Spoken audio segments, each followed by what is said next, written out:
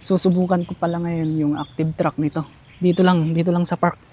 Kung okay ba siya. Yan nyo, okay naman siguro dito. Susubukan ko lang siya dito. Ang active track pala na sinet ko dyan, yung magpa-follow siya sa likod. Yan, tumatakbo na ako dyan. Wala nang lingon-lingon.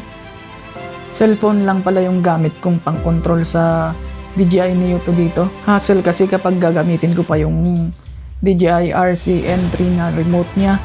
Kasi hindi naman pang malayuan yung lipad niya. Kailangan ko lang yung active track niya. Kapag pang malayuan yung lipad na gagawin niya or mataas, yun gagamitin ko yung remote control niya.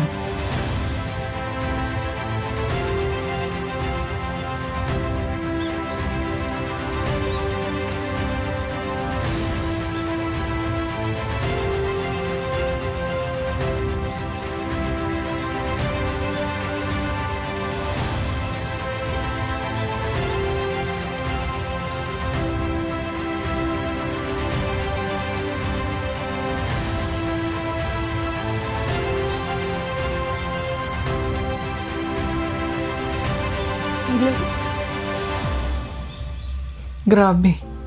Bilib na bilib ako sa active track ng DJI Neo 2 dito. Never siya nabangga. Napaka-extreme na nga ng lugar. Oh, ang daming puno. Masasabi ko talaga dito, grabe yung pag-upgrade nila sa DJI Neo 2 from DJI Neo 1. Grabe.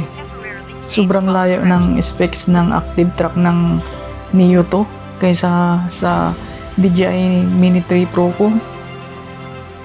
Napansin ko lang sa Neo 2 guys, kapag malapit na siya bumangga, nag-iiba siya ng direksyon.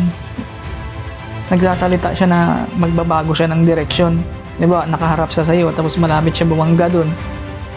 May possibility na pupunta siya sa likod, pupunta siya sa kaliwa or kanan, kung asan yung way na hindi siya mababangga. Tingnan nyo dito. Grabe nga dito, oh. Ang sikip lang ng tinatakbuhan ko. Ang daming mga puno, dahon. Pero di siya nababangga. Bilib na bilib talaga ako sa Neo 2. Sa active track niya. Napakasaya gamitin. Habang nagja-jogging ka, may nagbi-video sa'yo. Hindi mo na kailangan ng ibang tao para mag-video sa'yo. Maganda talaga to guys. Lalo sa mga nagja-jogging, nagbabiking, nagmumotor. May enjoy nyo talaga ang Neo 2. Promise.